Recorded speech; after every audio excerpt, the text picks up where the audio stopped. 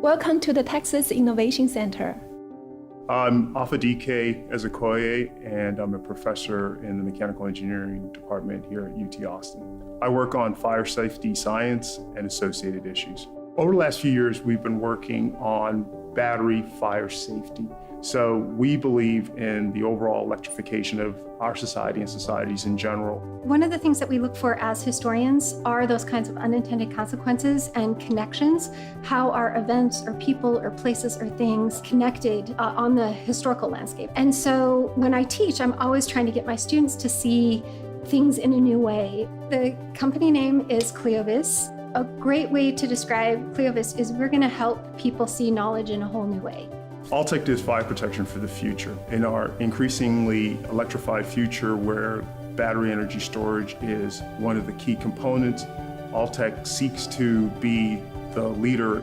Texas Innovation Center helped we develop the first prototype. After the prototype, we were successful in developing the first commercial product that we already sold 20-30 research groups around the world.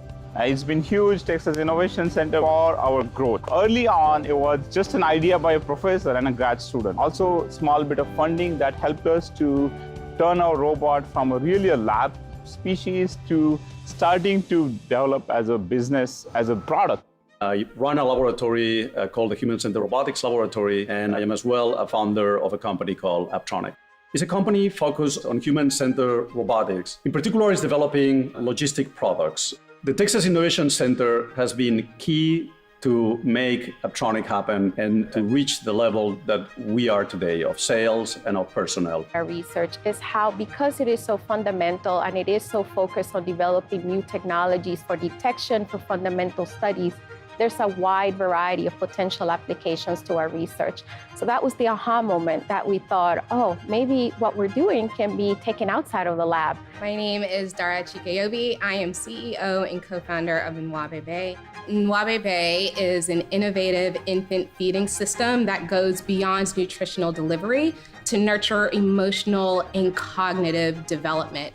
From the very beginning, Van introducing us to some of the best suppliers and vendors, really industry movers in the industry that we're trying to break into. From the very beginning, that helped us set our plan in motion.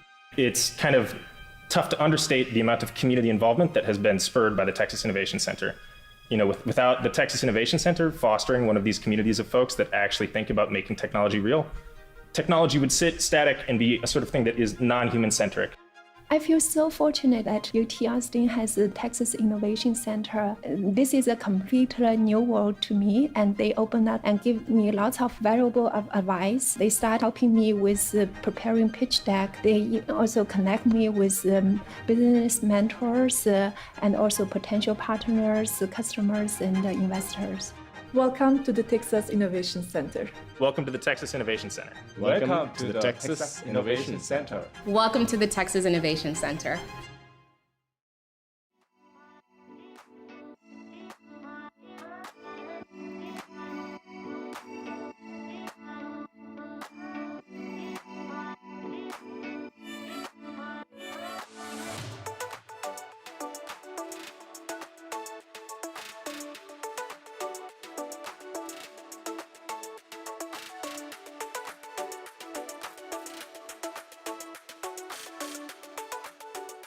We hear all the time, when life gives you lemons, make lemonade. Making lemonade means being able to learn from that lemon and turn your adversity into action. My experience of being stung by bees led me to learning more about them and then realizing how they were endangered.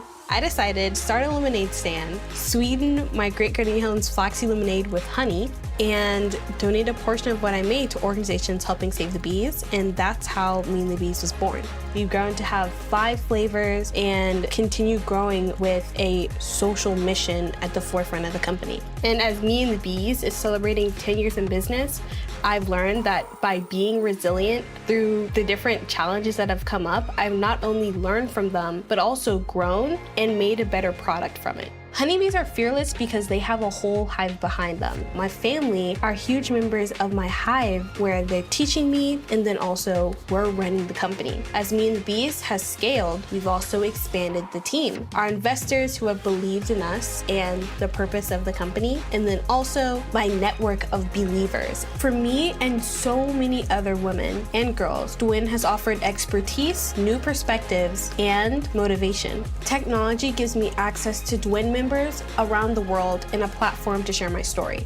Especially right now, I'm using technology to inspire the next generation of change makers through teaching summer camps and webinars to show that, hey, it's possible and there's someone who's doing it right now. If we dream of the opportunities and where we want to be in business rather than just the obstacles, I think the world will be in a much better place.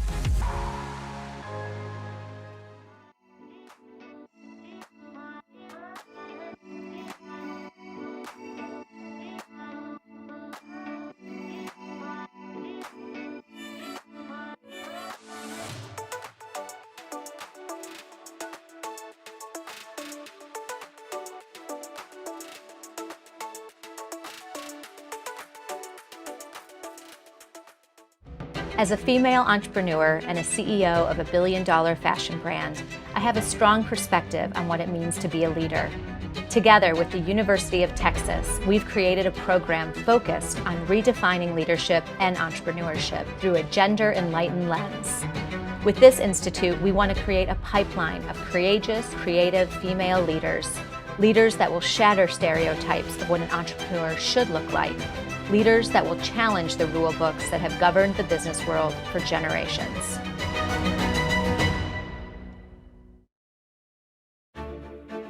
The core purpose of the University of Texas is to transform lives for the benefit of society.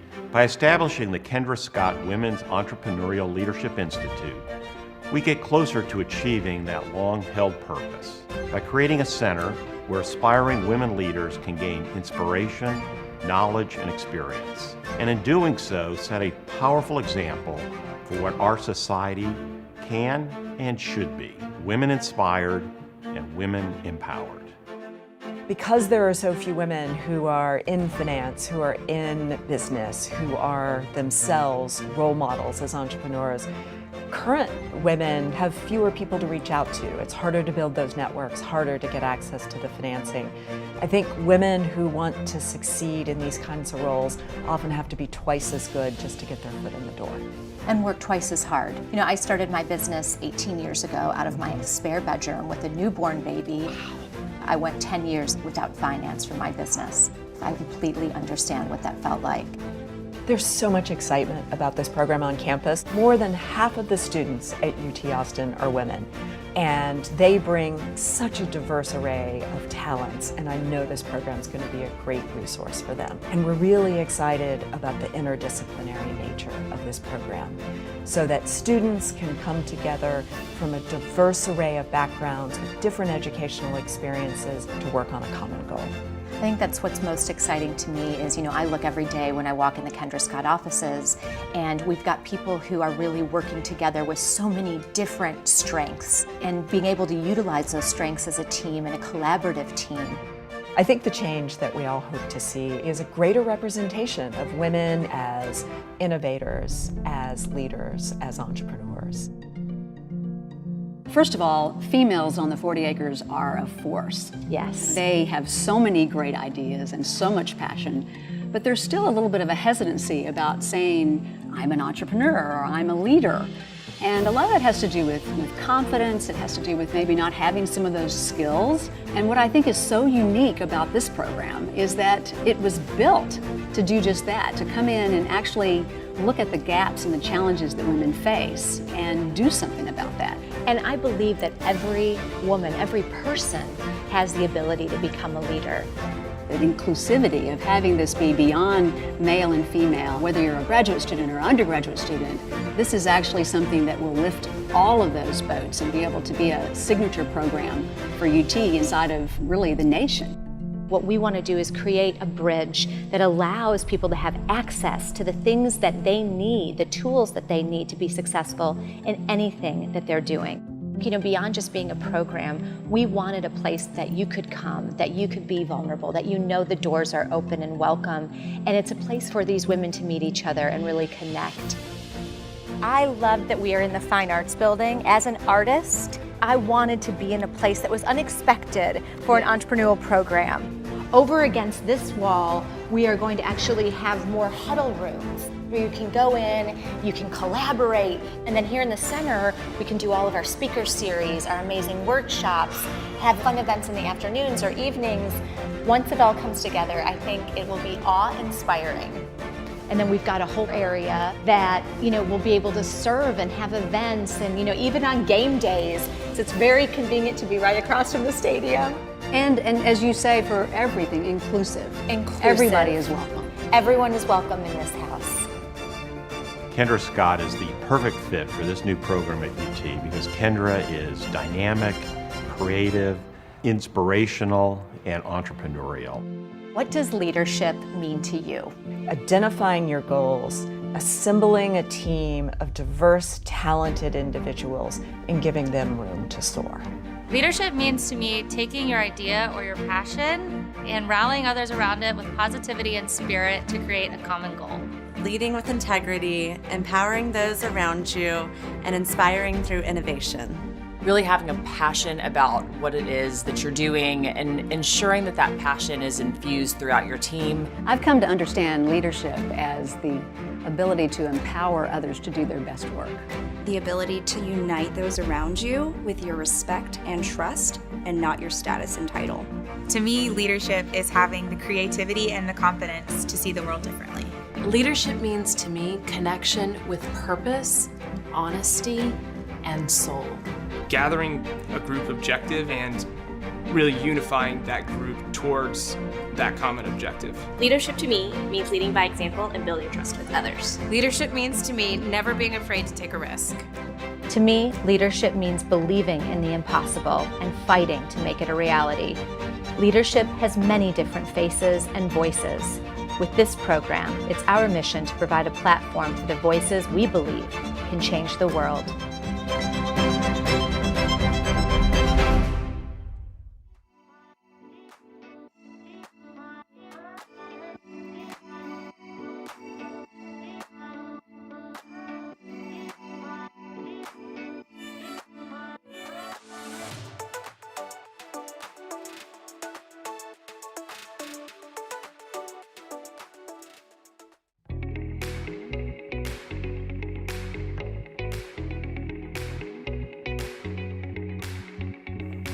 Are you a student looking for ways to get involved in the Kendra Scott Well Institute? Here are just a few of the opportunities we have available for students to get connected with what's happening in the Well Institute. Come to some of the Well Institute's programs and events. Events are one of the best ways to learn more from entrepreneurs and professionals involved in the Well Institute and meet other students. Join the Well Institute Student Advisory Board or Student Council so you can connect with other students and be a leader on these student campus. Read and Bolden, the student-curated blog. Posts are written by members of the Well Institute Student Advisory Board and guest speakers. The entire page is by students for students. Register for one of the Well Institute's sponsored courses. It's the perfect way to bring a passion for entrepreneurship into the classroom. Register for the Well Institute to find some of the coolest women on UT's campus.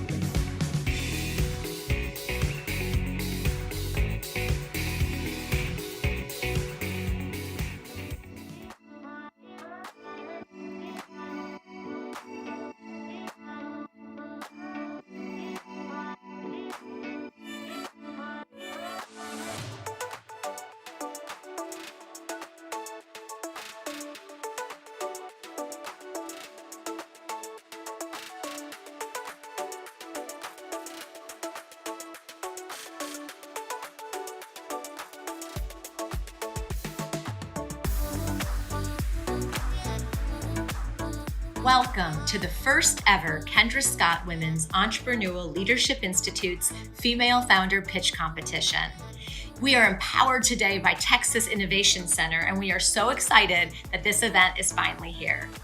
This competition has been my dream ever since we started planning our vision for the KS Well Institute. I am so passionate about empowering and funding female identifying founders. Last March, for the International Women's Day Choose to Challenge campaign, I chose to challenge the idea that only 17% of venture capital goes to female entrepreneurs. And this year, I've been following through on that challenge with my investments on Shark Tank, behind the scenes personally, and now with this inaugural female founder pitch competition. We are so excited for you to meet our 25 very impressive semifinalists today. You're going to get to be the first to hear who our judges selected as the winners, but today you get to be in the judges' seat as well. So be sure to support your favorite team by voting for them to win the Dell's Crowd Choice Award, which is a custom technology package designed by a Dell small business advisor to create technology solution tailor-made for the winning team's needs. So let's settle in and get ready to be inspired and get ready to vote. So let's head over to campus to check out the celebration. Thank you, Kendra. Welcome to the University of Texas at Austin and the Cockrell School of Engineering. I'm Roger Bonacaze, Interim Dean of the Cockrell School. We are thrilled to support the Kendra Scott's Women's Entrepreneurial Leadership Institute for the inaugural Female Founder Pitch Competition. I look forward to learning about all of the incredible startup finalists being showcased here today. These company founders, students, faculty, alumni, and community members highlight UT's extraordinary entrepreneurial talent. Thank you for joining us as we celebrate innovation in Texas.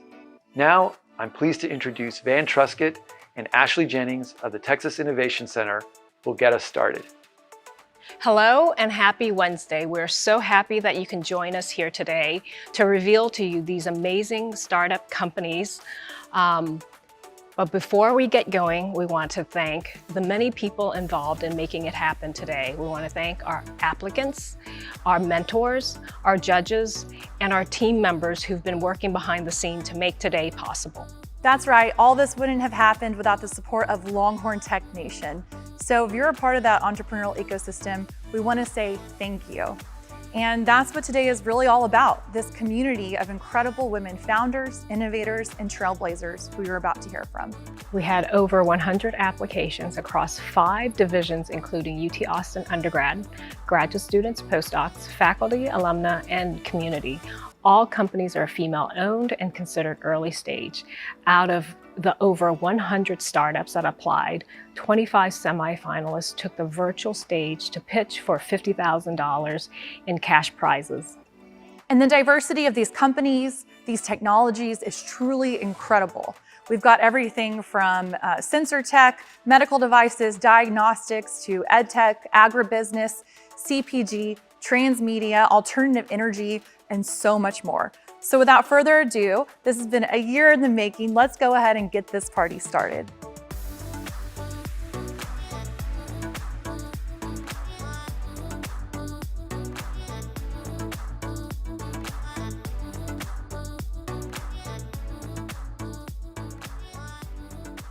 In our undergraduate division, we have Clocker, Girls in STEM, Fermata Reads, Knowledge is Power, and Psyche.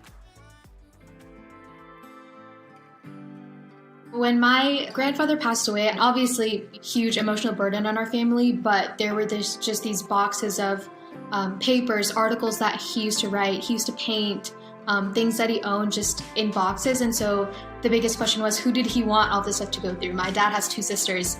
Who's gonna get what? What did he want everyone, to do after? We had no idea. So much unnecessary burden for us. And so there had to be an easier way to kind of manage this stuff beforehand so that you can just focus on what's important, which was being with family and just remembering him and him being such an important part of our lives rather than just this logistical legal nightmare. Hi, my name is Apoorva Chintala. I am a senior at UT Austin and I'm the CEO and co-founder of Clocker.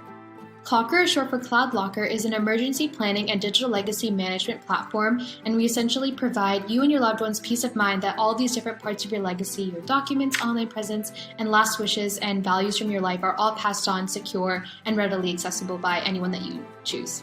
I think one of the reasons why people put off estate planning and just preparing all these things ahead of time especially for being something so important, is because this industry has always historically been inaccessible, hard to understand, and just there's not been anything that kind of is accessible for people to understand why it's important or what do I need to do to be prepared. We hope to modernize the legacy planning industry and just really amplify the efforts in this space by bringing the latest technology and security to the everyday person to be able to empower them to take charge of their legacy and what they want to pass on. It's really been about like family. How can we protect families? How can we make sure that they don't have to worry and go through the pain that we did? You know, if something happens to their loved ones, and just making sure that people feel like it's helpful to them. Like, I only saw my grandfather a few times in my life because he lived in India, so it's like I would do anything to just hear his stories from his life. He used to be a professor, so he would tell all these stories about his students, and so like I would do anything just like have access to those stories from his life. And so him passing away was a very sad part of our life, but it's been like the inspiration for us to continue this platform and growing it as well.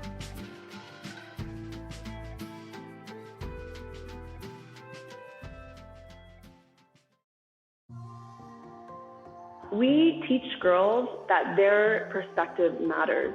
That when you enter a room and no one there looks like you, that is your power. We are starting to have a conversation about the STEM gender gap and about how the education system makes it so that girls are discouraged from joining technical fields of STEM, and changing that narrative by showing girls that STEM is compassionate filled. It helps people. You can hold it and touch it with your hands. It's a space that needs the curiosity that they bring to the table. Hi, I'm Alice Ho, a junior at the University of Texas at Austin, majoring in Management Information Systems. I'm also the founder and president of Girls in STEM, an international 501c3 nonprofit that empowers girls to join the fields of STEM at the high school age, where the STEM gender gap begins to widen. Growing up, I always was fascinated with science and technology, but always felt left out by my predominantly male peers, or like I was one step behind them. So I wanted to create a space where I could feel safe to ask questions, safe to be curious, and surrounded by a community of like-minded girls. In my Jasper High School, one didn't exist, so I took it into my own hands to start one of my own.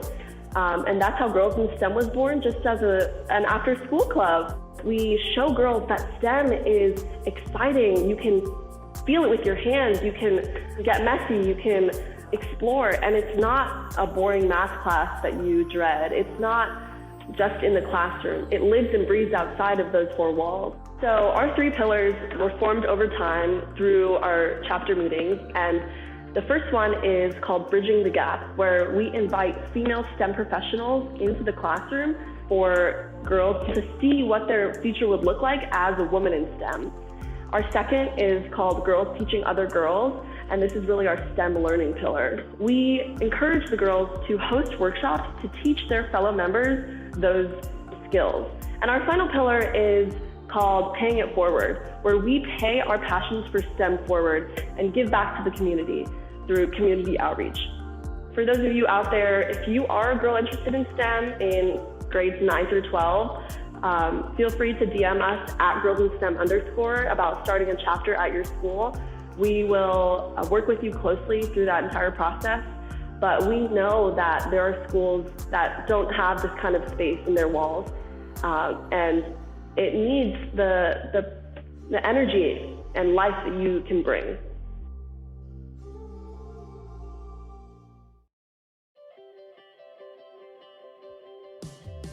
Given how expensive it is to play a musical instrument, especially as a middle school or high school student, I'd really like to be able to do whatever I can to cut cost for those young players as much as I can so that they can experience music, which is something I and everyone else on my team really love. Hi, I'm Letty Smith from Fermata Reeds, where we're focused on developing synthetic bassoon reeds that are longer lasting while not compromising sound quality. With current reeds, players are having to spend $20 per reed and replacing those reeds every month to 2 months. Oftentimes buying multiple reeds per month, such as 5 to 6. And this can add up costs significantly, especially if you are a high school player just starting on the instrument. There's really this cost that keeps you from playing instruments, and that can be really expensive. And there shouldn't be a reason that you're held back from learning how to play a musical instrument just because you're having to incur these costs every month, not even talking about the maintenance for the actual instrument itself. So traditional woods are completely made out of cane wood. And the way that our reads differ is they have a canid base. So we take that traditional reed and we carry out this delignification process with a chemical called sodium chloride. So what it does is it strips the wood of lignin. So it's like carbon properties. And so what we get is this very like transparent wood. And from there, we can backfill this wood with the polymers. And so it can kind of fill in the cracks, is how you can think of it. So we keep the overall shape of the reed, but also we add this durability. So our project is first starting with bassoon reeds because they're one of the more difficult reeds to deal with. In the future, we're hoping to expand this beyond the bassoon reed, as well as saxophone reeds, clarinet reeds, etc., so that we can offer a more durable reed to all women players and not just bassoonists. Right now, the reeds we're developing are more focused towards younger players so that we can prepare them like fully assembled for automatic use. We're hoping that in the future we can look towards developing these reeds so that they can be prepared and customized by professional players who usually take their initial reed and make it specific to their purposes or the way they like it to feel and play. Our company is called Fermata Reeds, which corresponds to like a musical symbol, which means to last a little longer, and that's kind of the goal with our reeds, is to make a more durable reed that lasts longer than what is currently available.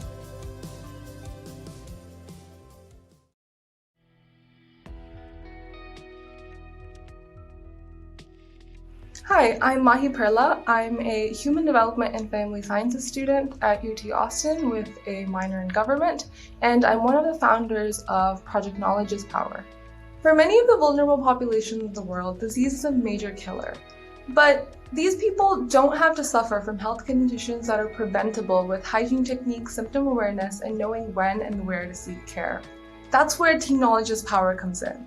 We provide this information in easy to digest and accessible health education videos that can be viewed on mobile phones. Some populations in the world are very well suited for this, so the Rohingya refugees of Bangladesh, and because they are refugees from Myanmar and in Bangladesh right now, they have a severe communication gap. So we reached out to organizations in Bangladesh, and finally through discussions with the Integrated Development Foundation, which works on ground and sees the exact problems that the Rohingya are facing, we came up with this solution of health education videos that can be accessed through mobile phones. We are making 10 short health education videos that focus on symptom awareness and effective health behaviors. Our initial topics are hand hygiene, which is the most important of all, followed by skin disease, zoonotic diseases, menstrual health, maternal health, and postnatal care. We chose videos in our project because mobile learning has distinct advantages with the Rohingya population and other vulnerable populations of the world, because people learn more from pictures and text than from words alone. Visual perception actually accounts for 75% of learning, and especially with a population that struggles with literacy and communication barriers, videos in their own language are the best way to reach them.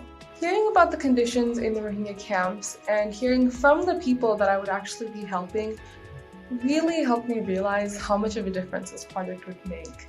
We hope that this project will lower the incidence of preventable disease cases in the Rohingya population. And more importantly, we hope that this facilitates communication between the Rohingya and the health providers in Bangladesh, because they are more educated about their own health and able to know when and where to go to the doctor. And that is the focus of what we teach in our health education videos.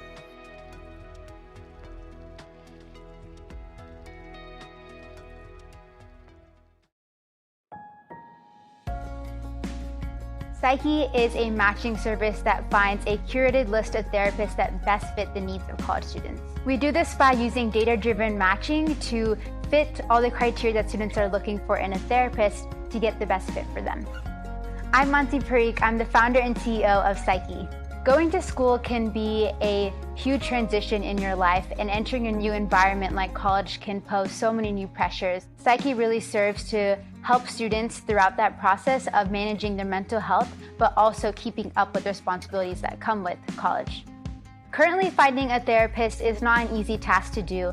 One, it requires a lot of bravery and getting over those emotional hurdles that come with starting therapy, but also it requires a lot of work in terms of making calls to therapists and doing a lot of outreach.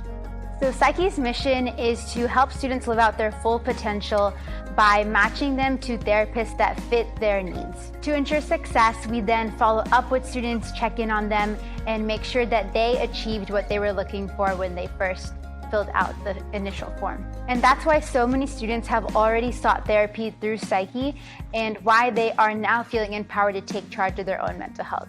I started Psyche about a year ago because, like myself, I saw many of my peers struggling to find proper mental health care, and I didn't want to turn a blind eye to this. And in that time, I'm so excited to have helped 40 students across UT with a network of over 170 therapists in the Austin area. I see Psyche expanding to colleges across the US, but even helping other demographics like high school students or other young adults. We're proud to have helped 40 students at UT Austin with a network of over 170 therapists in the Austin area. I really want to tell our customers that Psyche is a trusted service. We are so proud to be a student-run service, woman-founded, and really mission-oriented. So everything that we do is for the benefit of the college students that we are helping, which are all of our own peers.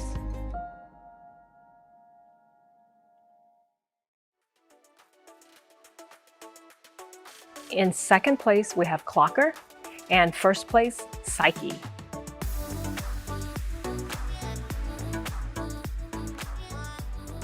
And a shout out to our undergraduate judges, Angela Arshon, Lauren Forshey, and Shayna Wild.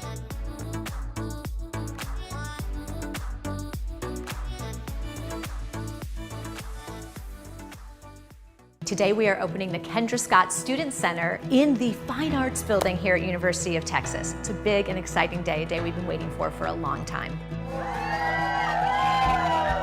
And I fiercely believed that human touch, human connection is so important. We all crave that with one another. We crave community.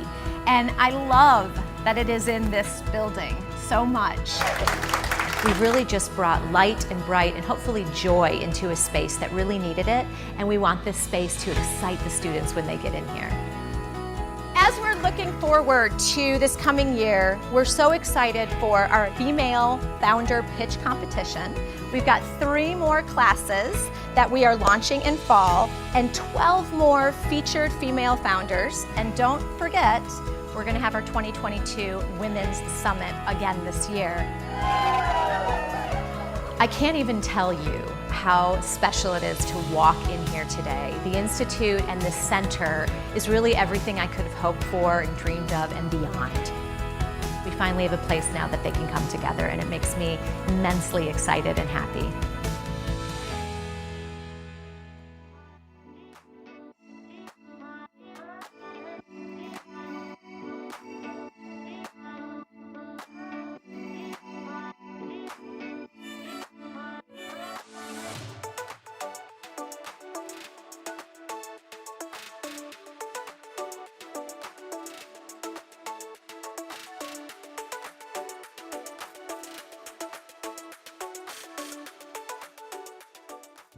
Hi, I'm Margie and I'm a marketing major from UT. Hi, I'm Ashley and I'm a finance major from UT. And I'm Sydney and I'm an engineering major. And we're from Team Pocket Punch. Our first tip is to build a diverse team for your startup. So if you're looking for some other co-founders to help start your venture, you should look for a team with diverse skills. So I'm engineering and I help do the hardware for the product for Pocket Punch. Ashley is finance, which is a great tool for any startup. And Margie did marketing. So as you can see, having a diverse team can really strengthen your startup. That brings us to tip 2. And so when you're starting a company, there's a lot that you don't know. And so you really need to utilize all the resources that are available to you. Luckily enough, here at the University of Texas, there's the Kendra Scott Well Institute. There are a bunch of different resources as well.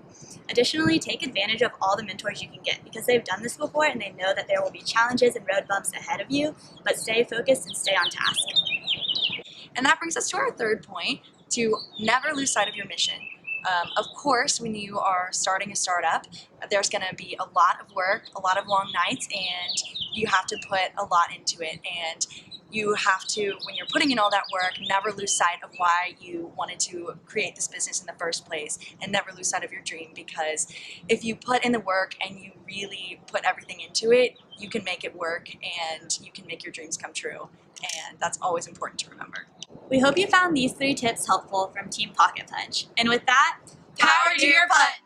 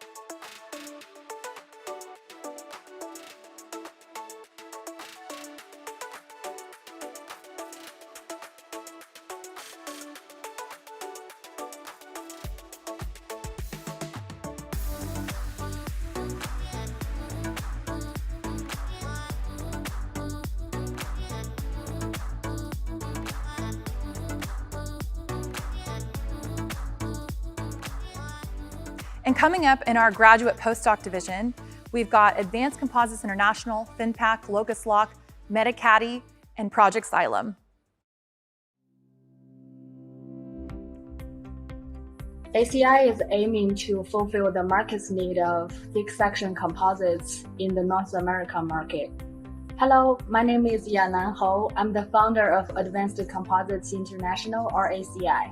So composite materials is usually made of plastic and reinforcements. Normally, it's being used for prototyping or art. But as the development of various plastics and reinforcements, composite materials can be made very strong but significantly lighter than metal. Plus, its strength can be tailored in different directions. It's increasingly being used for load-bearing parts and being used in many industries like aerospace, construction, wind energy, oil and gas, etc. My previous employer called me and they gave me the offer to work as a research engineer. From that, what I figured that is a lot of manufacturing companies, like composite manufacturing companies, they do not test their material, just make it and ship it out. It's a lot of money though, but think about what if in the aerospace, in the roller coasters, the cost of the low quality materials is something we can't even imagine. So unlike most of the composite manufacturers existing in the market, we have the knowledge and education on the back of how to make thick section composites, how to make them high quality.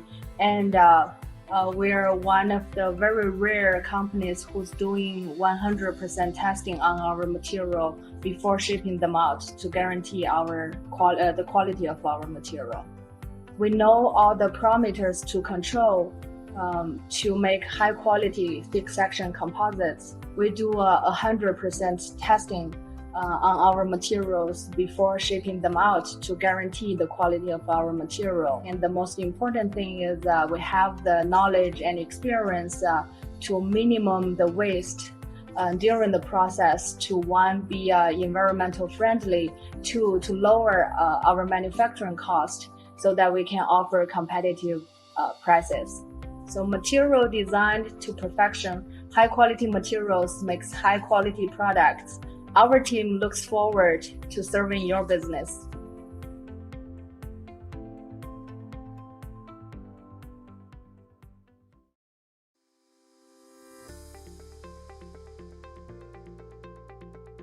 So FenPack helps people the most in providing a peace of mind, because right now, most people who shop online are fearful that their packages will be stolen, especially if they live in apartment complexes or houses that are not in gated communities.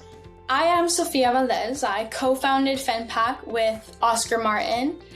We both went to UT Austin, studied mechanical engineering. We've both worked on mechanical engineering projects together, so designing products, taking them to manufacturing, and that's kind of where our love for product design started. So the idea actually came about during the pandemic last year. My co-founder Oscar and I started working from home, and we also started shopping online more. Because of that, we experienced package theft. I remember for me particularly, there was this one week when I was expecting 4 packages and 3 of those were stolen. And I was so frustrated that at one point I had to put a note on my front door to the delivery driver that said, please knock and wait for me to open, because that's how fast my things were getting stolen. Oscar and I realized there was a huge need to solve package theft. And that's why we started designing and creating FenPack. FenPack is a secure package drop box that hangs on your front door without causing any property damage. And this is particularly good for renters who can't bolt things into their door or into the ground. When you're not expecting a package, FenPack is about this big on your door. But when you know that a package is coming, you can expand FenPack to 5 times its size. And then the way FenPack works, how it opens up, how it accepts packages, is essentially you set up a code. You send that code to your delivery driver. Once your delivery driver arrives, they type in the code on FenPack, FenPack opens up, they leave the packages, FenPack closes, and that's it. Super simple, super easy to use, yet now you never have to worry about package theft again. So the one thing that I would want to communicate most to people about FenPack is that if you've ever had your packages stolen before, or if you've taken any sort of measure to prevent package theft, like shipping your packages to your neighbors or installing security cameras, well, you don't have to worry about any of that anymore, because FenPack is the ultimate solution to package theft.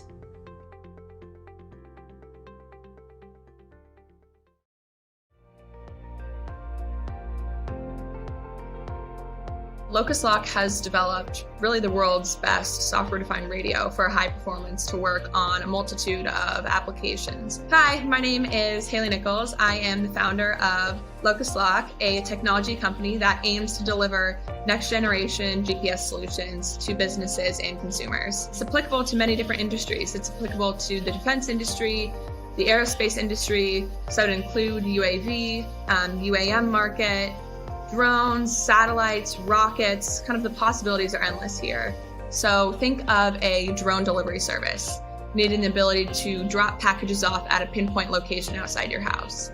Or think of air taxis that need to fly in urban environments and need precise GPS for collision avoidance, passenger pickup and drop off. Think of satellite operators that need GPS solutions for military uses, security, science experiments, the automotive industry, and research and scientists that would want to use the solution for emerging technologies.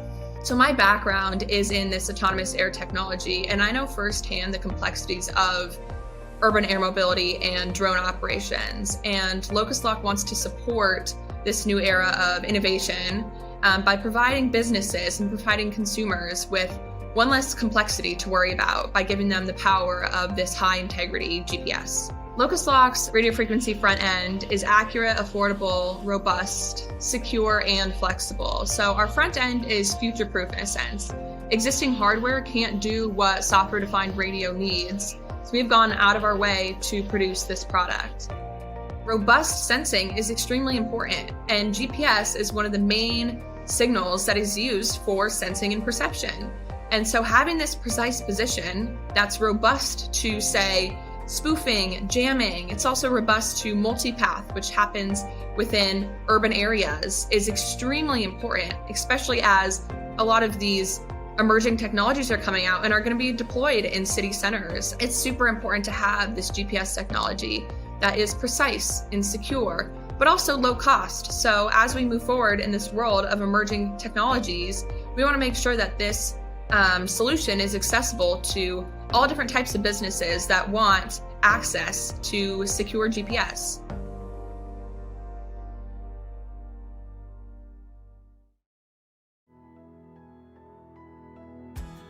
The problem that I've directly solved for people is helping them to organize their medication, thus preventing medication error and making it easy for them to have their medications anywhere they need it. I am Amaka Apo, the founder of MedAid Caddy. MedAid Caddy helps people organize their medications by the symptom of illness. I'm a current student at the College of Pharmacy, and in addition to being a student, I'm also a pharmacist intern working at a pharmacy. So I got to encounter a lot of patients that have medication errors in their home due to not remembering what the indication of a medication is for, or having an unorganized medication storage. And that's when it hits me that, okay, I need to help people organize, most especially their fast relief medications. So MedAid Caddy helps elderly people organize their medications by the symptom of illness. So instead of you worrying about, oh, what's this acetaminophen for? Or what's this Colace for? All you need to know is, oh, I need something for diarrhea, and you take it from the diarrhea compartment. Or, oh, I need something for pain, and you take it from the pain compartment. Time is what we want the most, but what we use the least. I want everyone watching this video to take 5 seconds and look at your medication cabinet. How organized is it? You know, the first step to saving your time is in organizing your life. And the best way to organize your life is by using MedAid Caddy for your medications. That's the one thing I want people to think about, and how this will save you time and prevent medication errors, which can be a potential disaster if they happen. After getting into this pitch contest, I became inspired to move the manufacturing of MedAid Caddy from Asia to Africa. This is in a bid to empower the women of Africa to become financially stable. So MedAid Caddy is not just saving people time, but it's also helping save lives. I mean, I got a review from one of my customers, and the review puts me in tears to find out how I saved her so many errors that would have happened if she hadn't gotten the MedAid Caddy.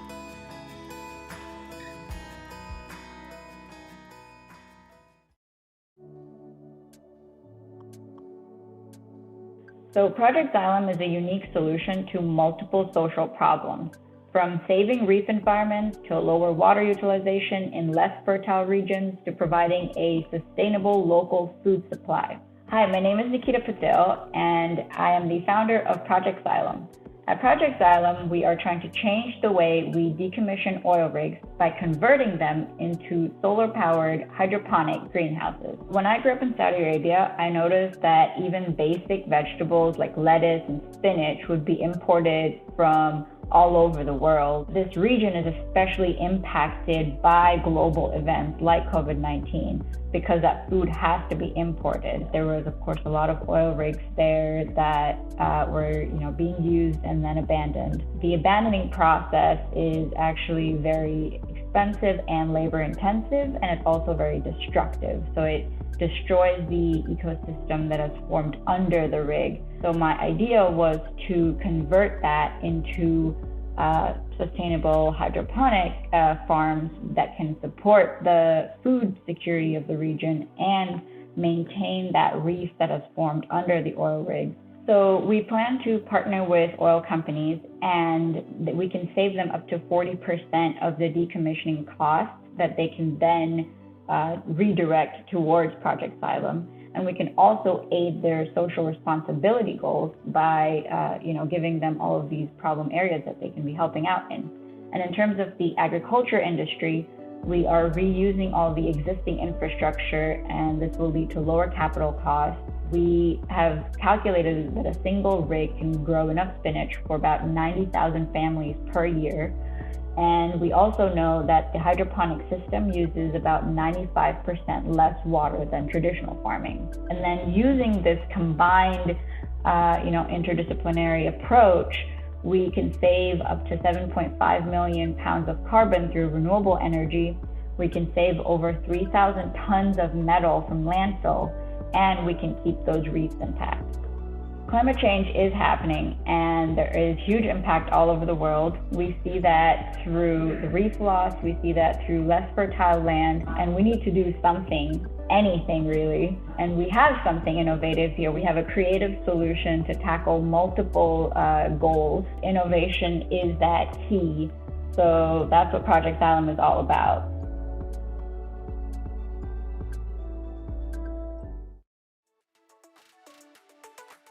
And now the winners of our postdoc graduate division. In second place, we've got Project Xylem, and in first place, we've got Locust Lock. And shout out and thank you to our amazing judges of this division, Dr. Melissa Taylor, Christine Galeb, and Fanon Bagley.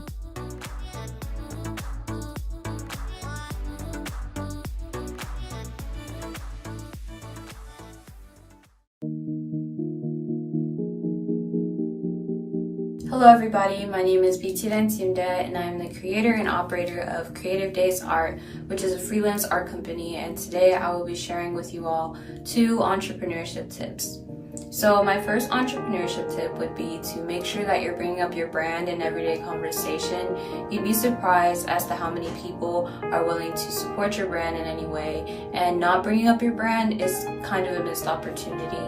And my entrepreneurship tip number 2 would be to make sure that your branding is reflectant of yourself.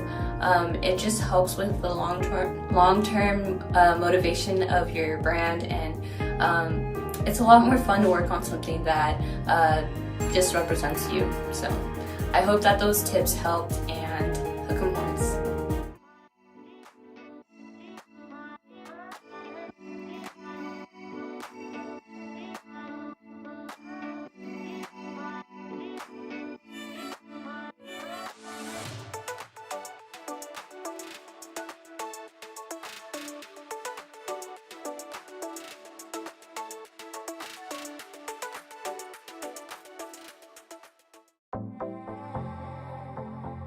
We are here today with so much to share with you, so much to empower and inspire you with. We are coming at you live from the brand new Kendra Scott Women's Entre Leadership Student Lounge, where we just saw about 150 students walk through the space and see it and feel it for the very first time.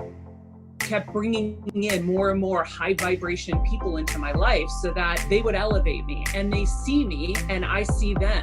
I hope your people not only are so concerned about making their own pitch, but what could I do for the next guy?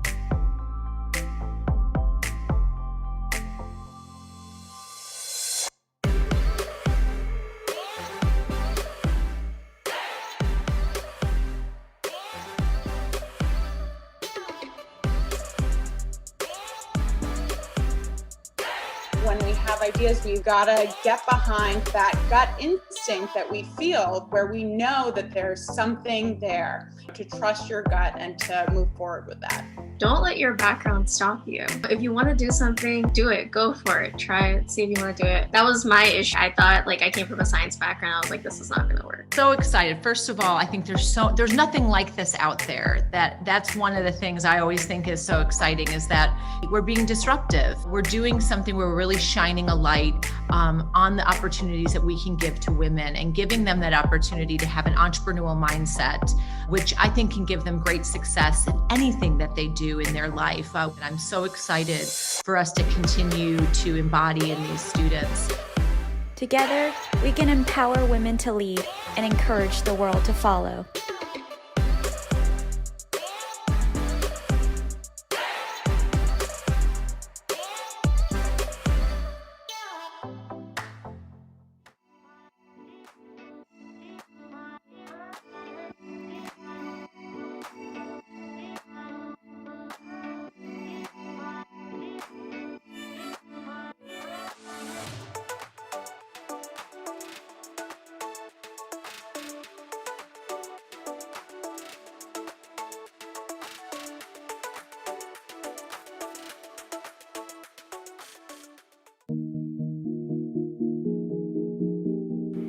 Hello, my name is Helena Sampaio. Hi, my name is Giselle Sampaio. And we're the co-founders of Splitshirt.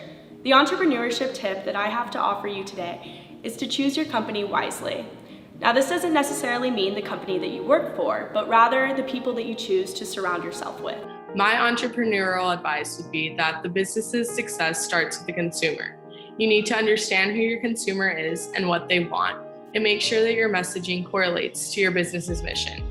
And you also need to build relationships with your customers, make sure that they like the product you're giving them and that they're happy, and continue listening to their feedback in order to grow your company. Now, I didn't get to choose my sister, but I did get to choose whether or not I went into business with her. When I made the first Splitshirt, it was not my intention to start selling them. But when Giselle came to me and said that we should start scaling the idea, I was extremely hesitant, and truthfully, I was afraid of failure. If it hadn't been for her, I don't think that I would have been able to take the first steps by myself.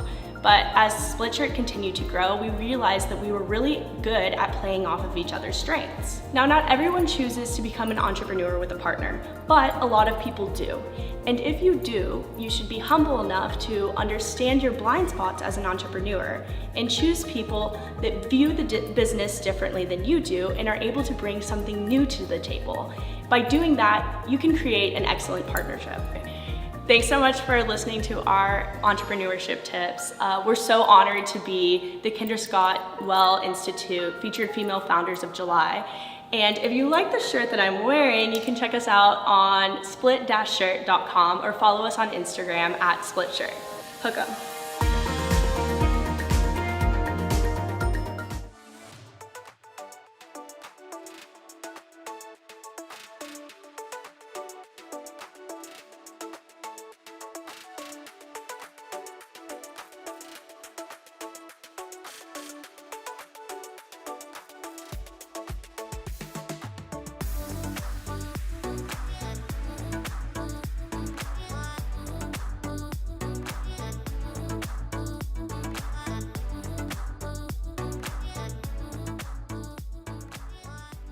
And in our faculty division, we have EtherTouch, CleoViz, Injury Sense, Eyes on the Sky, and High Note.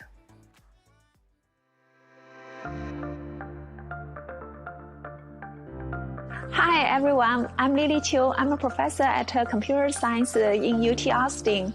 I co-founded a company called EtherTouch. It revolutionized motion tracking and enable a variety of applications that you can use gesture to control things around you. During COVID, everyone was scared of touching any surfaces.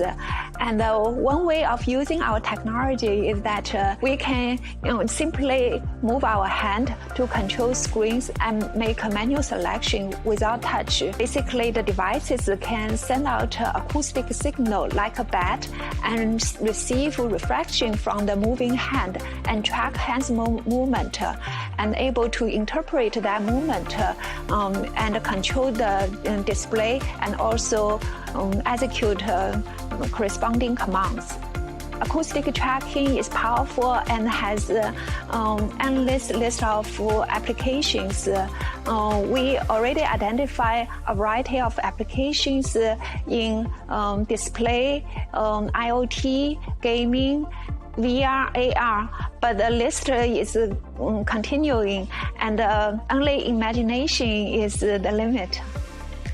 I hope EtherTouch technology can go to fast food, grocery store, where when you make a payment, you no longer need to touch the register screen, and you can just simply using hand gesture to complete your transaction to keep you and your family healthy and safe. We are grateful for National Science Foundation SBIR grant and also investment for $500K from private investors. We also hope to see our technology can embedded in smartphone operating systems, so many smartphone applications can directly benefit from its capability, and users can use our technology seamlessly to interact with any application they are interested in.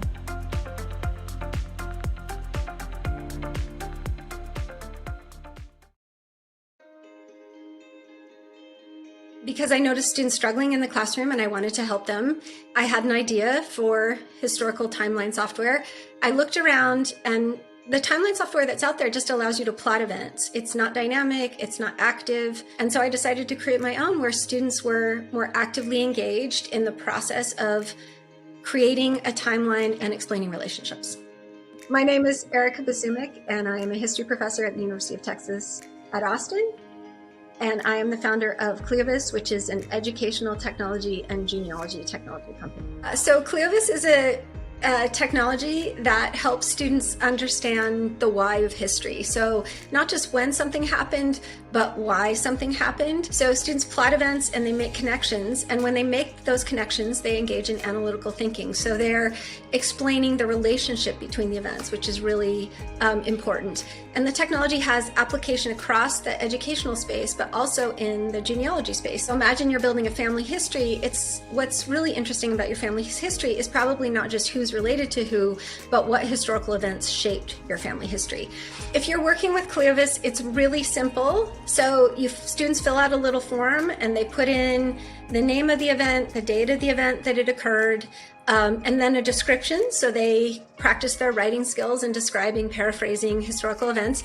And then they put in their source. So they're engaged in evidence-based learning. Where are they getting their information, which we really need is an important skill set for our students to learn.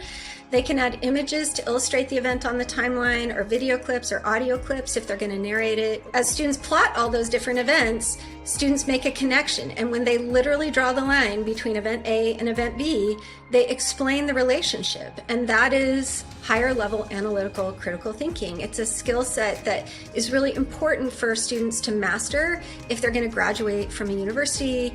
It's a skill set that is important in society for being able to parse the news, what's happening, why is it happening. Overall, we've had about 9,000 student users. We are growing where we get inquiries from public schools, from large universities, from K through 12. For me, it would be really interesting to watch the technology grow in the edtech space, but also in the genealogy space.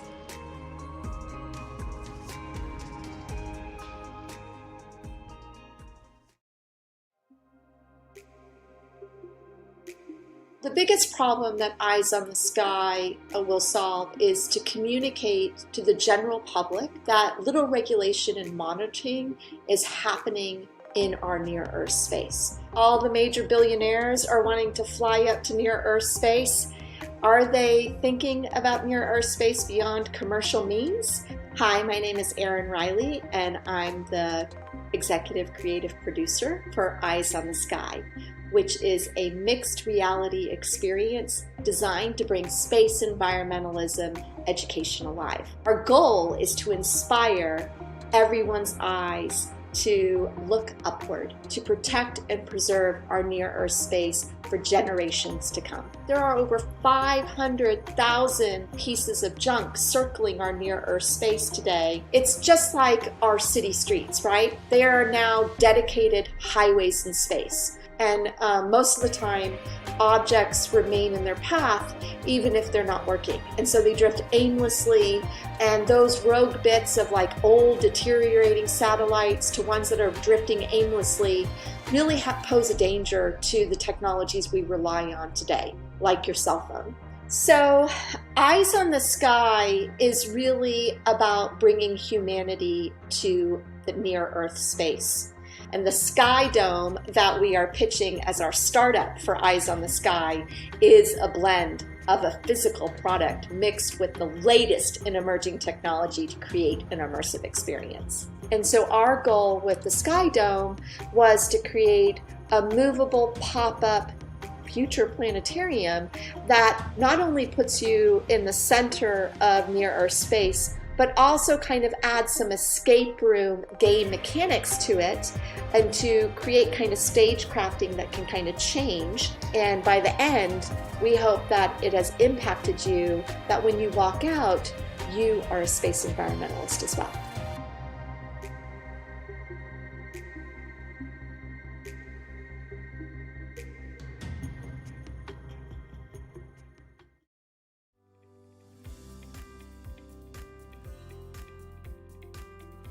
I know it's really about getting questions answered faster so that the best knowledge reaches the patient in a matter of days instead of decades.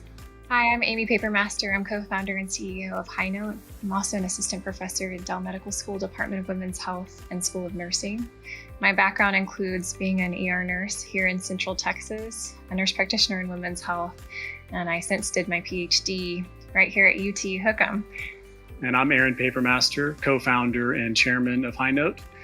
We've all been patients before, and as patients, we rely heavily on healthcare providers. Healthcare providers really are the foundation to healthcare that we receive.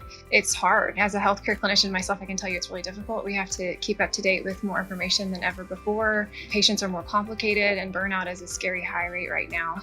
With Amy's expertise and day-to-day exposure as essentially our ideal user for HighNote. So we're building this for Amy and colleagues and healthcare professionals like her all around the world. I think for me, getting to see another clinician that I highly respect ask a question on HighNote and get a question answered from another highly respected clinician was just such an amazing, beautiful thing for me, almost to the point of tears, because it's just awesome to be able to help these clinicians, to be able to provide them that support that they need when they are working so hard, when they are so burnt out, to give them that additional social support and to give them the information that they need to take the better care of patients. I think that's really what it's all about. Recognizing such an important need firsthand, repeatedly, setting out a course to do the proper research, do the diligence, come up with what will be a highly effective solution for it, and just follow through. I mean, that is really hard to do. I'm tremendously proud of Amy for that, recognizing it and pushing on it here for so long. We are approaching this in a little bit different way in that we are the provider company. Instead of making this about devices or different ways of hacking the EMR systems, we really are about supporting the providers that are making the healthcare decisions that impact the patient care that we get. We're decreasing that variance and we're improving the translation of the best knowledge to practice so that we can all have what we want, which is good, healthy lives.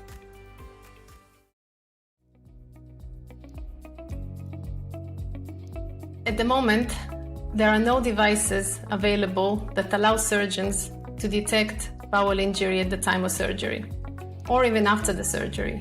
Hello, my name is Dr. Tanya Hatter, and I'm an assistant professor in mechanical engineering at the University of Texas at Austin. Our goal at Injury Sense is to develop a technology to detect bowel perforation at the time of the surgery. And this is very important because many patients undergo laparoscopic surgeries a year. Laparoscopic surgery is a minimally invasive surgery where small robotic tools are inserted into the abdomen, allowing the surgeon to manipulate, cut, and stitch tissues. There are many benefits for this procedure, such as decreased morbidity, faster recovery, and decreased hospital stay. And very often patients do go home on the same day of the procedure. However, like with any surgery, there are risks of undesired damage, such as accidental damage to the bowels. And unrecognized bowel injury can have severe consequences to the patient, and even death. If this injury can be recognized at the time of the surgery, then it is a very simple procedure to fix it, and patients will normally recover as if it never occurred. And together with my colleagues, we are developing a device to allow surgeons to detect bowel injury at the time of surgery. The technology we are trying to develop does not exist yet. There are no ways currently that surgeons can monitor bowel injury at the time of the surgery. And therefore, after a few days that the patient is released back home and is not feeling well, it is also not always detected that the problem is in the bowels, and that could result in very severe consequences to the patient. The global laparoscopic device market is projected to reach 15 billion in 2026. I am very excited to work on this project because it has a clear medical need and it can save lives.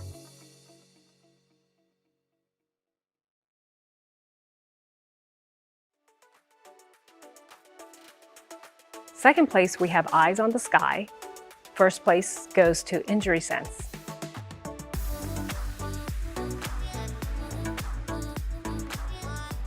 We're so grateful to have these judges in the faculty division. This includes Christine Dixon-Thiessen, Jennifer Gill-Roberts, and Tony Crawford.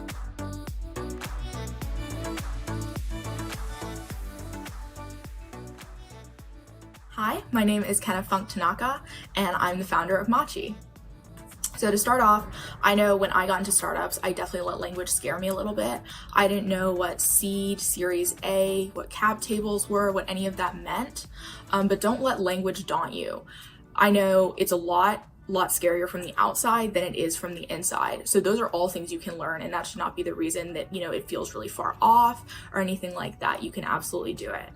And the second thing I would say is be really ready to learn. And that sounds very, very generic because obviously you have to learn a lot of different skills, but I thought I could get away with not really knowing that much about tech and not really understanding the back end, front end, but I'm trying to build a platform, right? So I just have to be ready to learn tech. And so be ready to learn things you didn't think you would have to learn or there was even a need for, right? Because you have to understand every single aspect of the business that you're trying to make.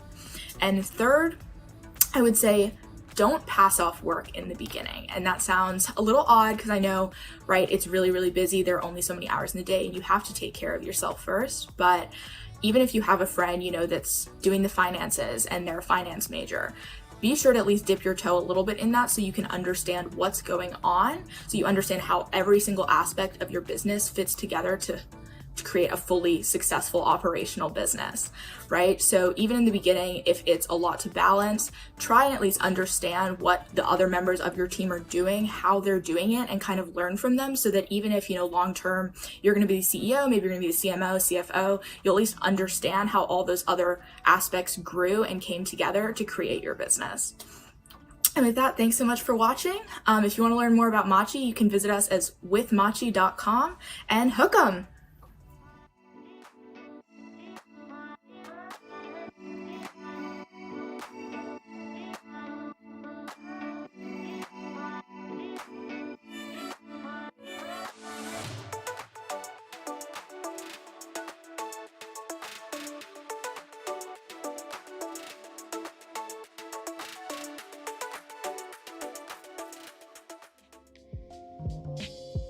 Hi, my name is Ariel. And I'm Diogene. And we're the co-founders of Remain. One business tip that we could give new entrepreneurs is to never give up and to create systems and structures around your workflow. You can't eat an elephant whole, so you've got to eat it one bite at a time.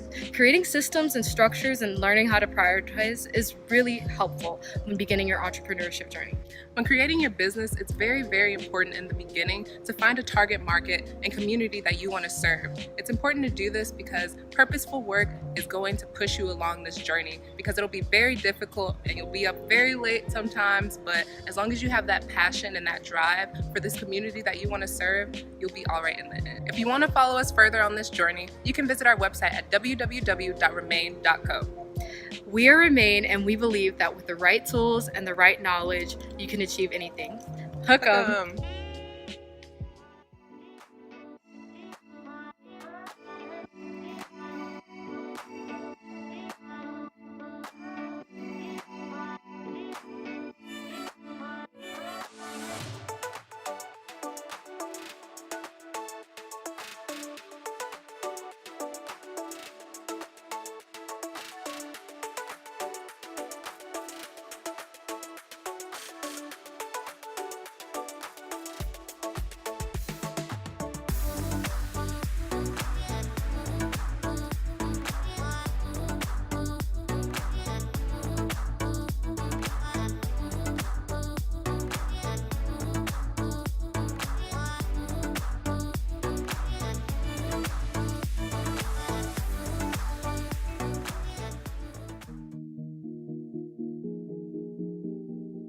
Hey ladies, it's Caroline Onbuzu here, CEO and founder of Glossy Days Cosmetics. And my 2 tips for you guys is to stay consistent and never forget why you started your business. Consistency is definitely key when starting a business because you start off and maybe you don't get as many sales as you thought you would. Honestly, the best part about keeping that business running, going, and growing is staying consistent. Never lose sight of why you started and keep going.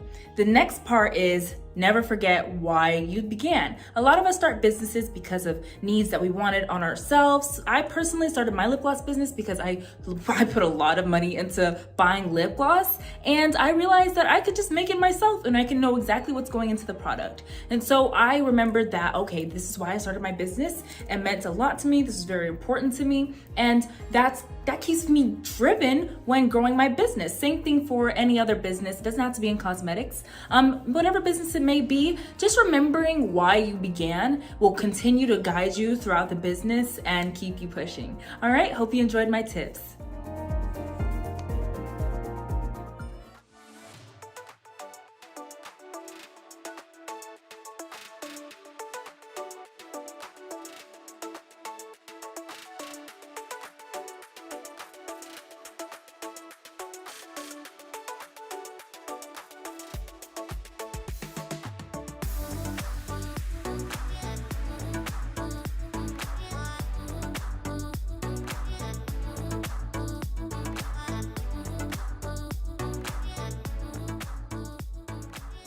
And coming in hot in our Alumni Division, we've got AMA Biotech Inc., BioBQ, Boutique, Climate Guard, and Griot Inc.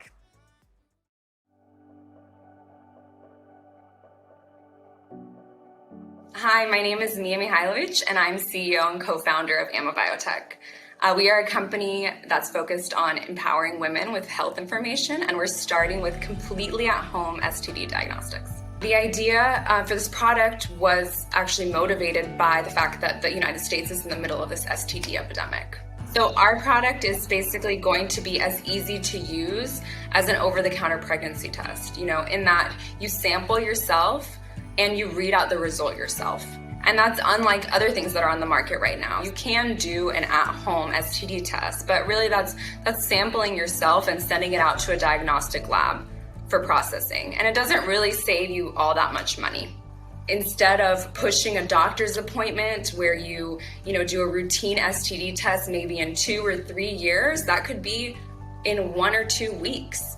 And that minimizing the time between the infection and the diagnosis and treatment is ultimately brings about the most successful health recovery. The longer that these STDs go untreated, the more likely they are to develop into those irreversible health consequences like infertility, cervical cancer, that end up costing the United States billions of dollars. AMA helps women the most by offering a product that can tell them about their health status and can empower them to do something regarding their reproductive health. Especially minority women are susceptible to STDs. Young women are susceptible even down to like teenagers, and they don't often have a lot of resources necessarily to go to the doctor and seek treatment. If you can use something in a really private, discreet, routine manner and then go to the doctor when you know you need to go, it kind of just simplifies the whole process. The most important thing for people to know about AMA Biotech is that, underrepresented groups do have an advocate for them in the healthcare environment. And our STD product will not be the last product that is seen on the market. We have a lot of other ideas up our sleeve to help these underrepresented groups get the healthcare that they deserve.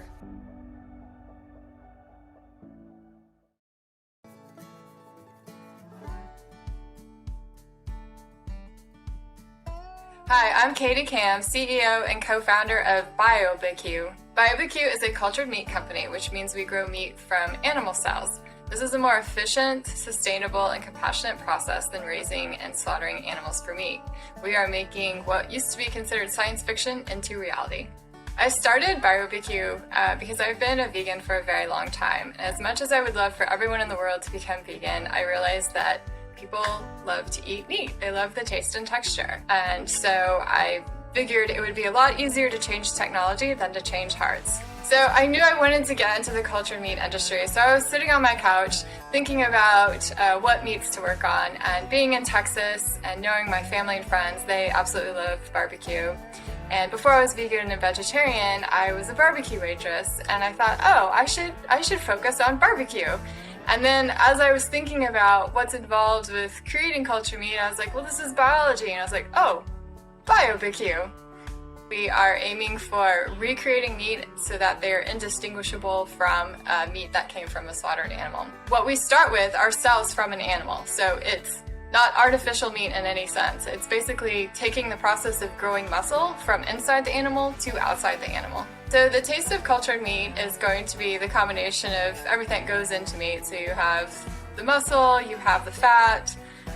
There are so many problems that we solve with cultured meat. This is really one of those technologies where we have to do it. We cannot continue business as usual. From the animal welfare standpoint, there's no reason for us to be continuing to raise and slaughter animals. We have the technology to be able to free animals from that suffering. So in 5 to 10 years, I want BioBQ to be the main meat served at barbecue restaurants in Texas and in the southern US, and we start expanding around the world to provide the barbecue meats to people, to start pushing out meat from slaughtered animals and make cultured meat the main way people get their meat.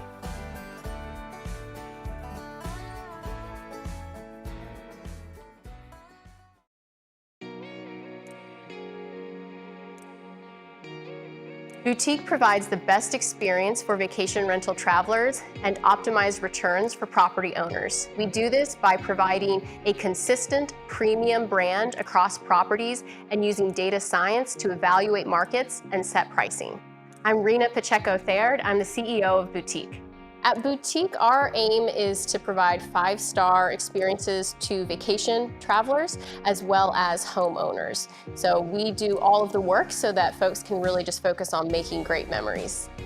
I started Boutique to make a difference because I've stayed at vacation rentals that weren't invested in, and I know that there's a huge opportunity for improvement. The same way that hotels have a standard of quality and brands, we decided to build the Boutique brand, so have a brand standard and a brand promise that travelers could count on.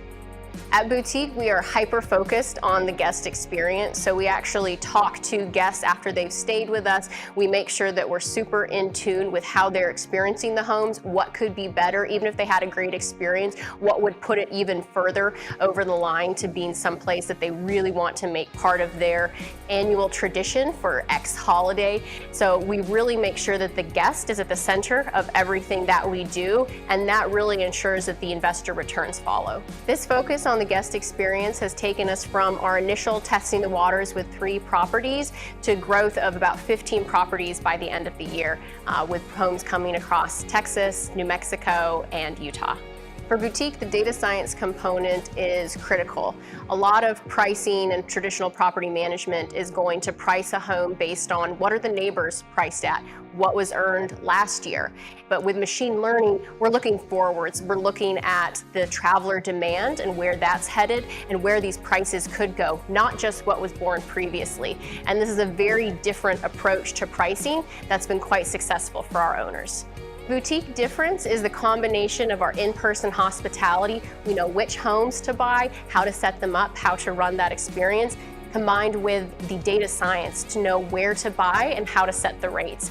It's the two together. You can't have one without the other. That creates something truly special.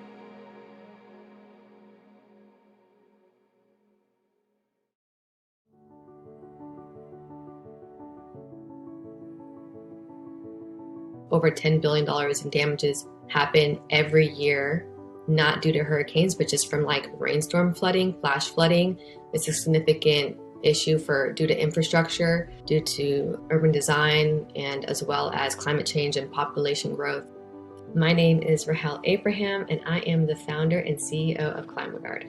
I was a chemical and environmental engineer working in the oil and gas industry, helping projects commission all across Texas and into New Mexico before I started the business. This company is actually bootstrapped, so the fact that I've never started a business on my own and really just dove right in using the savings and just also being able to network and negotiate. I literally designed this product from scratch. Also, I visited multiple manufacturing facilities, designed my own testing protocol, The idea of Climate Guard came about because I was personally a survivor of a Hurricane Harvey. During that time, I had no way of protecting my vehicle from flood damage as I was surrounded by a body of water coming from the street level all the way into my condominium. And at that time, I realized that there was no way that I could have prevent this situation from happening going forward in the future. And so I decided to create the solution so that people had an option of protection going forward during hurricane season. We need to be able to be equipped within ourselves in order to make sure that we are going to be okay coming out of this event. And so that's why I wanted to create a product that I felt like was really going to target in a short amount of time. When using a product like Climate Guard, you can literally set it up within 5 minutes, and you can set it up with one person. And that's the case for me. Like, I was by myself. I did not have anyone to really help me. Also, my neighbors were in the same situation. Like I said, the time is critical. Flooding can happen within 30 minutes of whenever the next flood warning or a hurricane evacuation event comes their way. They have the tools on hand to protect themselves. We've had some near misses since we've launched a year ago, and they would send pictures to me of their vehicles or even like golf carts, whatever that they were intending to use it for. They would send me pictures and saying we're prepared, and then putting it back, they just, once again, just reiterated that they felt good that they would have that type of protection going forward for next season.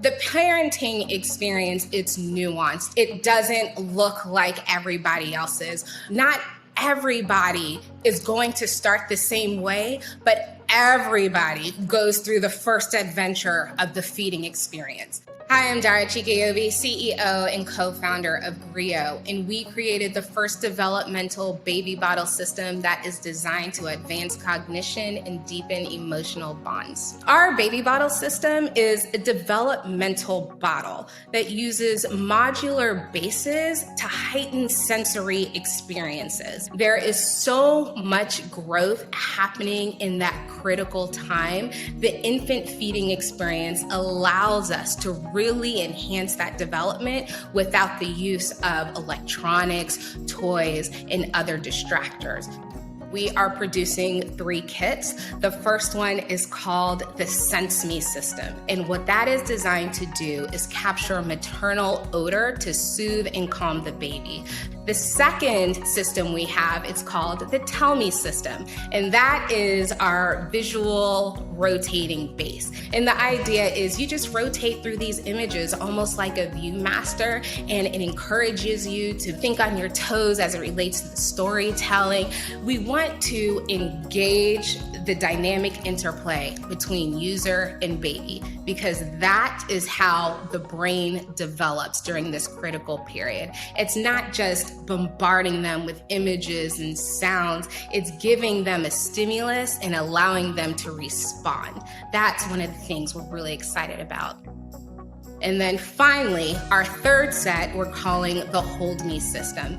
And this is a base that has several structural surfaces. It's designed to let the children reach out and manipulate and find something really interesting with their fingers. It works on their gross and their fine motor skills. And the most important thing is you want them to interact with their environment.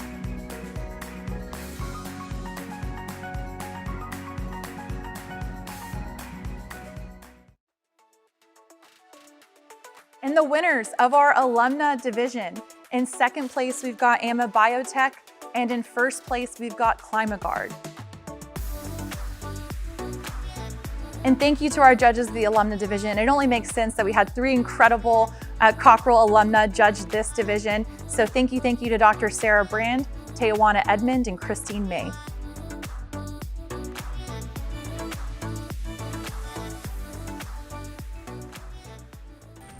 Hi, my name is Rashu Jain, and I'm a junior here at UT studying Business Honors, Finance, and Math. Hi, my name is Neethi Malwade, and I'm a junior here at UT studying Business Honors and Computer Science. We are the co-founders of Stories of Austin, a storytelling platform that shares the journeys of small business owners on Instagram and Facebook. Entrepreneurship is never easy, and starting a business or a project can seem daunting at first. We've learned a lot over the past few months, and we're so excited to share 3 tips with y'all. Our first tip is that self-advocacy is key. If you want to take your business to the next level, learning how to self-advocate for yourself is so crucial to make that happen. And unfortunately, one thing that Neethi and I have learned, not only through our Women in Entrepreneurship class, but so many other places, is that for us as females, a lot of us often find that our self-advocacy is wrongly perceived by others as self-promotion. But we must work together in order to change that. And in order to even take your business to the next step, you must learn to hype yourself up. Second, don't be afraid to ask for help. Especially with Austin's amazing entrepreneurial culture and all the great resources here on campus, there's always someone that will be willing to help. And sometimes getting a fresh new perspective is exactly what you need to elevate your business to the next level. Our third tip is to listen to your dreams, not your fears. Professor Jan Ryan once asked us, who are you more loyal to, your fears or your dreams? And honestly, that has been one of the main guiding principles for Stories of Austin Now. It's because we want to make sure that we are always loyal to our dreams and we don't care what other people think. I mean, there have been so many instances where Neethi and I thought our product launch would fail, when we thought one of our initiatives would fail, but if we don't try, we'll never know. And that's the mindset that every female founder should have. We're so happy we could share these tips with y'all. We hope you'll join us on our journey to support the small business community here in Austin. And make sure to follow us at Stories of Austin on Instagram.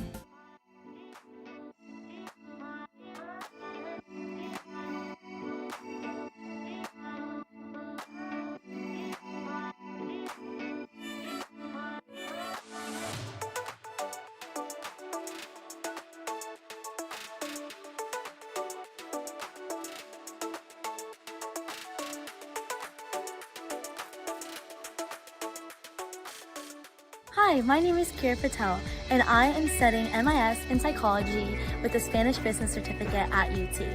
I am the founder of Foster Party, a philanthropic event planning service that provides free birthday parties for kids in the foster care system. Today, I'm here to share with you a few tips that I've learned along my entrepreneurial journey, and I hope they will help you with yours. My first tip is to be open to inspiration. An idea for a business can come from anywhere, whether that be books, podcasts, even conversations with friends and family. For Foster Party, it was born through an experience I had mentoring a little girl in high school who had been through the foster care system, a conversation I had with my brother, and by me listening to the stories of Kendra Scott and Tom's on the How I Built This podcast on a daily commute. If you are interested in starting a business, I encourage you to embrace an entrepreneurial mindset in all aspects of your life because you never know where the next big idea can come from. My second tip is to lean on others. There is so much to learn in the world of entrepreneurship, and that can be daunting at times, but there are just as many people that would be willing to help you along your journey. At first, Foster Party was just an idea in my head, but by joining the Social Entrepreneurship Learning Lab and the Women in Entrepreneurship class as a part of the Well Institute, I was able to meet the most incredible teammates, mentors, and community that I could learn from, and also share my passion for creating a business that serves others. My final tip is to stay mission-focused. In any business you create, and especially if your intention is to create a social impact, it is critical to keep your beneficiary and customer at the forefront of your mind. For Foster Party, our goal is to better the lives of children in the foster care system, and we do that by helping them create positive childhood memories through birthday parties. However, it is important that we are flexible and keep an open mind by consistently communicating with our beneficiaries so that we're always addressing the root cause of the problem, and I encourage you to do the same. So with that, I wish you the best of luck on your entrepreneurial journey. Don't forget to have fun and be sure to follow Foster Party's journey on social media and feel free to reach out if you have any questions. Thank you.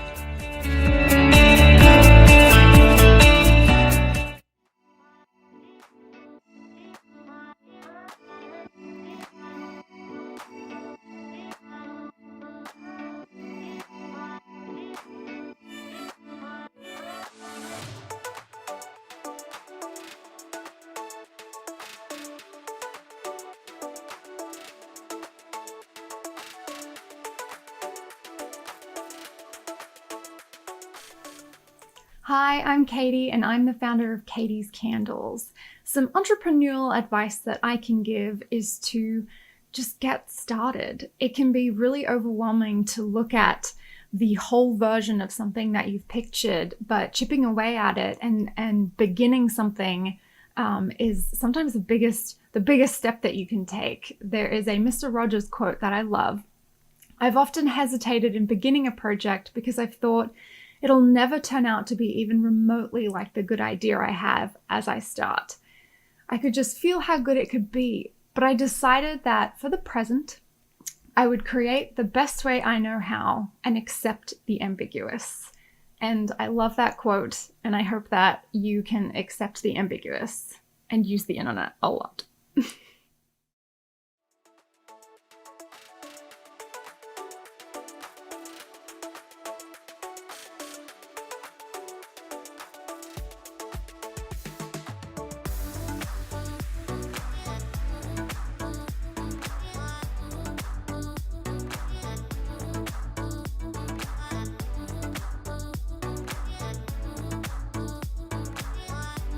In our final category, community, we have Brobe International, Euphoria LGBT Inc., Hera Biotech, RE3D Inc., and Simplex.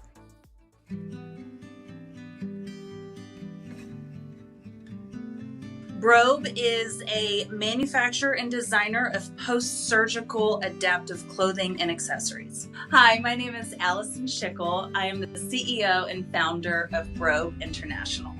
I started Brobe International 10 years ago with our signature product called the Recovery Brobe. It was originally designed for breast cancer patients, but it's been proven useful for other surgeries as well, such as open heart surgery, organ transplant, cosmetic surgeries, and other cancer surgeries. The idea for Brobe started when my friend Wendy was diagnosed with stage 3 breast cancer when she was 43 years old. And with every single surgery, Wendy would have what's called post-op fluid drains. And she would talk about how cumbersome it was and how painful it was to have to carry around these drains. She would have to tape it to her skin, which would cause skin irritation, or she would have to pin them to the inside of her shirt, which would cause some limited mobility. And so when she actually brought me what they gave her in the hospital, I held these 2 garments up in my kitchen and I'm looking at them and I just thought, if my mom or my sister or my best friend or myself just had my breast removed, there is no way that I would want to put this on. They seemed like they were really focused on the sickness of the patient, and I wanted to create something that would focus on, that will give women that dignity that they deserve by creating feminine products,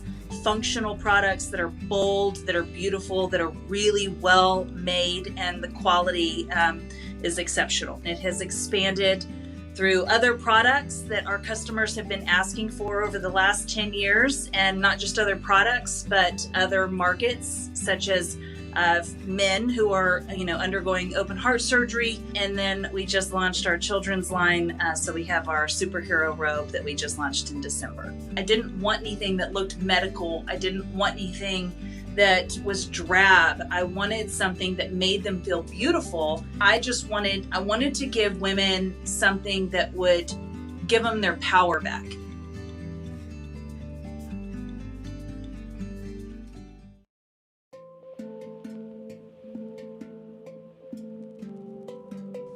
By our estimates, every 3 minutes, a transgender person will die from suicide. And we find that unacceptable. Those that use Euphoria software will experience a 79% decrease in suicide ideation. And compare that to the 81% suicide ideation of the larger trans population that isn't using our software, we're talking about a total inversion. My name is Catherine Anthony. I'm a transgender woman. My pronouns are she and her, and I am the founder of Euphoria LGBT Inc. Prior to Euphoria, I was working as a software developer, and mostly it was because I couldn't find a job as a trans person and I had to find a way to support myself. And that motivated me to try to build better things for people, which eventually led me to a run for office where I would meet my eventual co-founder, Patrick. About 7 years ago, I came out as a transgender woman, and at the time, the only thing that was accessible was a community-based transition, which meant that I'd have to seek out other transgender people to find the information needed to be able to move forward. And the net result of it is that I got stuck in transition for about 5 years. Stuck in this horrific in-between of someone trying to become her true self, but lacking the resources to be able to do it.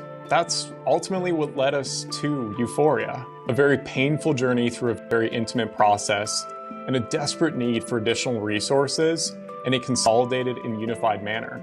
And the way we were able to synthesize our ambition, but also meet the pains and the needs of this community, was creating a mobile app known as Solace. We help our users accomplish their legal goals, such as updating a driver's license or even amending a birth certificate. We even help with the social matters, whether it's buying a bra for the first time or how to tie a tie, or finding the courage and the bravery to be able to go to a gym as your authentic self. We've become the largest platform in the world for the trans community.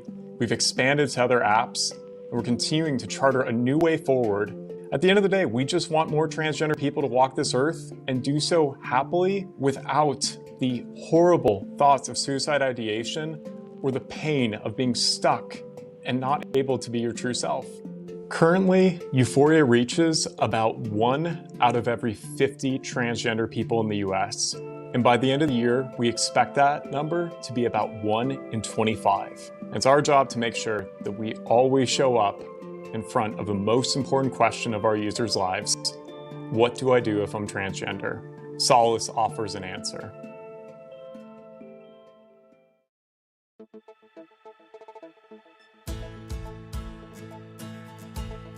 At HERA, we're dedicated to advancing the standard of care in women's health, and our first order of business is tackling a huge problem in diagnosing endometriosis non-surgically. Hi, my name is Summer Babarick, and I'm the CEO and a co-founder of HERA Biotech. HERA is working on developing the first non-surgical diagnostic test capable of staging and diagnosing endometriosis, a disease where tissue that normally lines the inside of the uterus grows outside of the uterus in the form of lesions, causes debilitating pain. It's the #1 cause of female infertility, and there's a whole host of comorbidities that go along with endometriosis. In the US, on average, it takes a woman about 8 years and 10 plus doctor visits to be diagnosed. Oftentimes, this is because of how symptoms present for endometriosis. And these symptoms are traditionally rejected by a lot of physicians just in the normalization of period pain. Unfortunately, we've reached a point where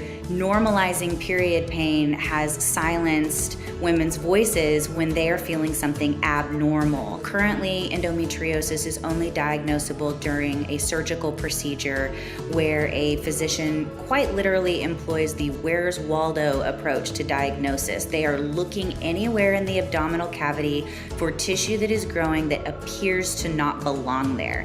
That's just an impossible task for a physician, and this procedure fails to diagnose endometriosis 50% of the time. With our device, any practitioner who is capable of performing a vaginal exam or placing an IUD is capable of conducting our test. This particular diagnostic is just our entry point.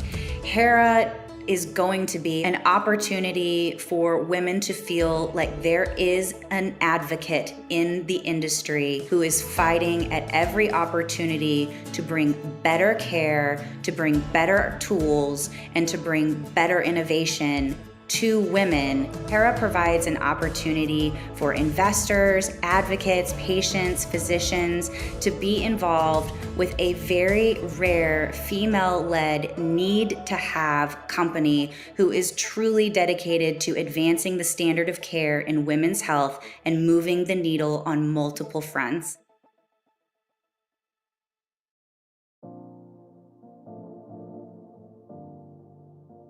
Hi, I am Samantha Snabs. I am an Air Force reservist on the weekends, and during the week I have the honor of serving as a co-founder and catalyst for Re3D, where we make large, affordable, industrial 3D printers that are now in over 50 countries around the globe. Re3D began over a decade ago while myself and my co-founder and some of our early teammates were working at NASA. As we traveled around the world and worked on different projects with Engineers Without Borders, we realized we were putting in a lot of effort to bring in equipment and materials. So we started to talk a lot about what it would look like for anyone, anywhere, anytime to have access to their own tools to problem solve, using plastic water bottles and waste that's so common that has to be disposed of in a remote area, often at considerable cost, and then using it to print things where your supplies are constrained. What we didn't expect is when we launched it on Kickstarter, it wasn't our friends in Muganero, Rwanda or Nicaragua that were buying the printer. It was huge corporations around the world. It was hospitals and it was schools, and they were calling Kickstarter and saying,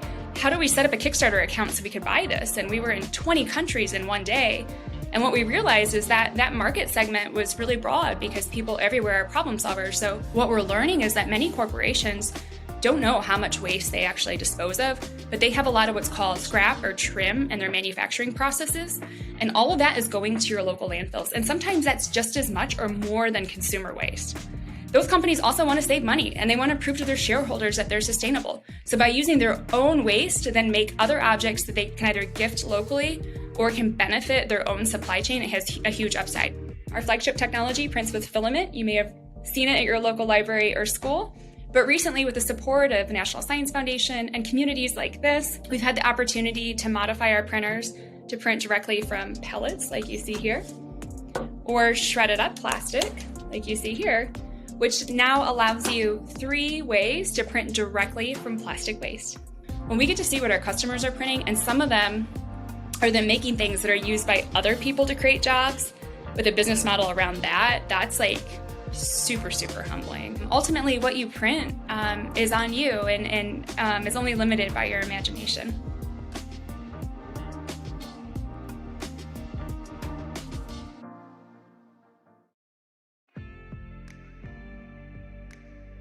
If you have tile in your house, installed in your kitchen, in your bathroom, or maybe throughout your entire house, chances are that tile was installed 10, 20, 30 years ago. Now, if that tile, even one of them breaks, unless you have an extra box of tile lying around somewhere, you're kind of out of luck. Hello, I am Candace Fulmar. I am the founder and CEO of Simplex, and we are the first company to reproduce commercially manufactured discontinued tile. In my current position, I deal with property damage all the time. So if you had a fire or a hurricane or a hailstorm and you called your insurance company, I would be the person that you dealt with to work on the damages to your house. If one tile was broken and it was an insurance claim, their entire house would have to be ripped up. So all their contents have to be moved. They have to move out of the house during repairs. It turns into this big can of worms over, a portion of one cracked tile. Simplex works by using a combination of 3D scanners, 3D printers, and ceramic inks to replicate the tile. We will visit the site where there is the broken tile, take a piece of the broken tile back to our lab to ensure that the color and glazing matches. Then we will replicate the tile. We send it back to the customer, whether it's a homeowner, business owner, casino owner, and then they will install the tile. Of course, the insurance industry is very excited about this, not paying, for full replacement if it's something that we can replicate. And then in terms of other businesses, I think with resorts, casinos, restaurants, things like that, a lot of times when there is an insurance claim, they have to do work overnight because they don't want to close, because they don't want to lose out on the revenue. If a business owner, wants to have their same tile, they can replace just 1 or 2 opposed to completely ripping everything up, closing, having contractors in, the whole series of events that goes along with it. Tile manufacturing has been around since the dawn of time. No one has ever thought to change anything about it.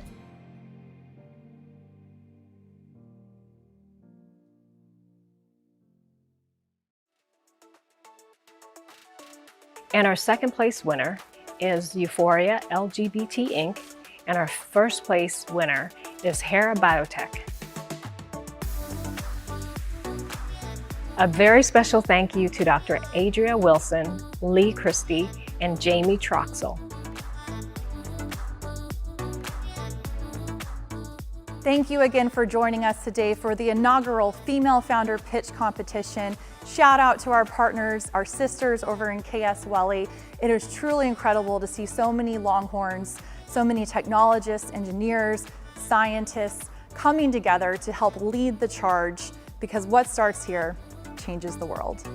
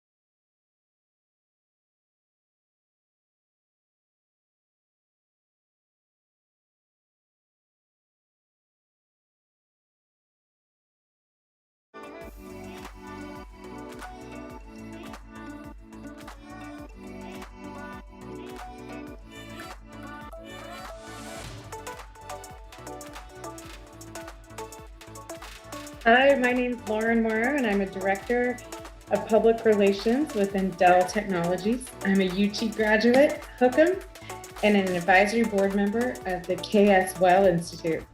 Dell Technologies is so proud to be partners of the Kendra Scott Women's Entrepreneurial Leadership Institute and sponsors of the inaugural Female Founder Pitch Competition. We're so excited to be presenting the Dell Technologies Crowd's Choice Award to the team with the most votes cast today. The winner will receive a tailored technology consultation and package to kickstart their business. Because gender equality is a global opportunity, we at Dell Technologies are making investments in our workforce, our communities, and around the world. We know the impact small businesses have on building a thriving community and inclusive economy. Given that women reinvest 90% of their earnings in their families and communities, we recognize one of our greatest economic opportunities is to advance women business leaders. Dell Women's Entrepreneur Network, or DWIN, contributes to our communities by providing our 80,000 members around the world with access to capital, technology, networks, and knowledge needed to scale their business. We're also committed to building a pipeline of women entrepreneurs through our partnership with the Kendra Scott Women's Entrepreneurial Leadership Institute at the University of Texas at Austin. By providing technology and mentorship to female entrepreneurs on campus, we're excited to join the KS Well Institute in its mission to boost the number of women-owned and women-led businesses. The votes have been tallied, and the winner is Cleo Viz. Congratulations and Hookham.